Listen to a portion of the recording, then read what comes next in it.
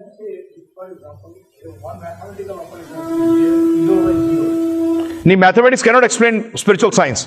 Mathematics can only explain mathematical science. Please try to understand. And now I am using 0 not as mathematics, because mathematics has got no right over biology. Mathematics cannot explain biology. Mathematics cannot explain the science of cooking. So every science has got its own limitations, own processes. So when you talk of spiritual knowledge, when you talk of spiritual science, let us use the methods and the abbreviations and the definitions of that particular science. What that particular science is talking about, the biggest mistake which we make in this, we try to prove from material science spiritual thing, whereas material science in itself physics cannot prove chemistry, chemistry cannot prove botany, and botany cannot prove zoology. They have got their own limitations and they have got their own processes of proving their own points.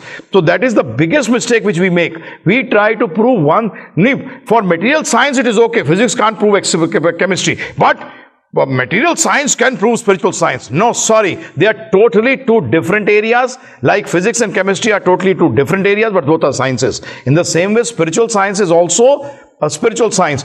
Now the biggest problem with this, with spiritual science is this, which you have not come for the last 3 days, which I raised this question, is this: when you talk of spirituality, how many hours in your life have you given to study material science, and how much hours have you given to understand spiritual science? And which college did you go to study spiritual science, and which university did you go, and who were your teachers?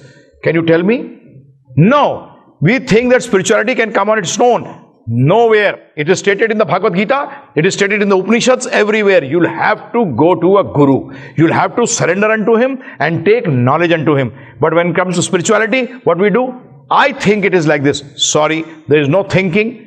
And age does not decide that you are basically more knowledgeable, because Sukhdev Goswami, when he was giving the Bhagavatam sermon, he was 16 years old, and he had people like Brahmaji also sitting down and with rapt attention listening to him, because he was on a higher platform than Brahmaji himself. So my only request is this: then when it comes to spiritual science, I have given 30 years, every day 12 to 14 years to understand it, and rest 12-14 hours to understand it theoretically, and 12-14 hours to apply it practically. So my only request with you is this, that for 8 days, take it up and then see, and then follow the process.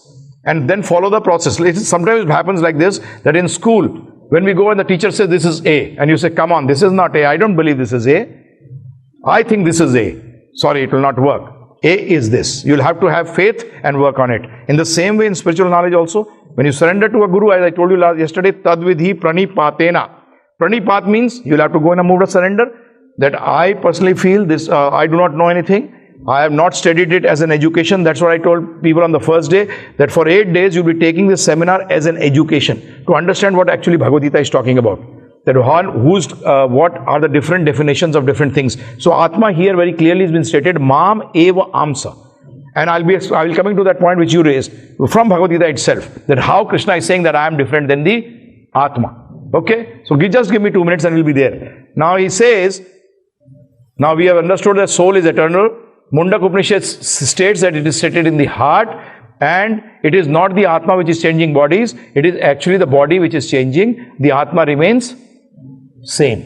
The Atma does not change. Dehini asmin yatha dehe komaram yavanam jara tatha dehantar praptir dhiras tatra na muhyate. Dehini, this is known as Dehe, and the Atma is known as Dehi, who is the master of this body.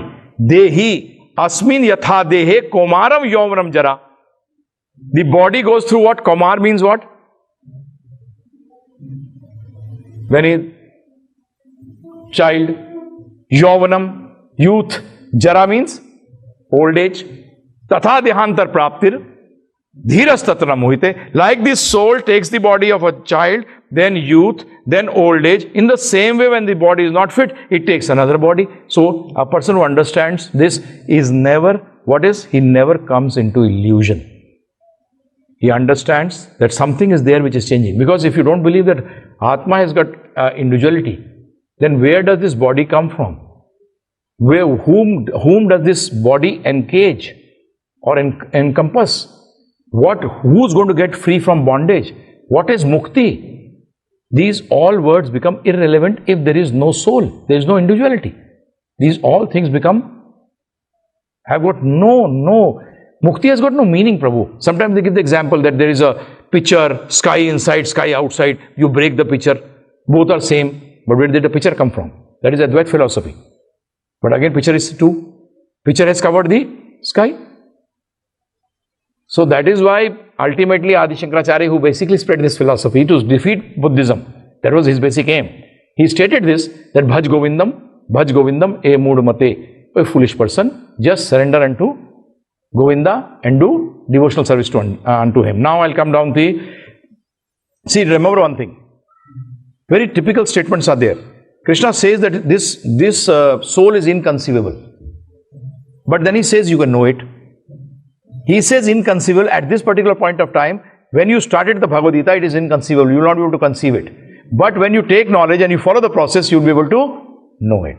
That is actually the meaning of inconceivability. Inconceivability also means in Sanskrit, it is called achintya. That also means that at this particular point of time, your consciousness is not on that level that you can understand it. ये आपके चिंतन से it is away from your chintan, from your consciousness level. At this moment it is above, but you can understand him. That's why it has been spoken about. If it could not be understood, why should it be spoken about?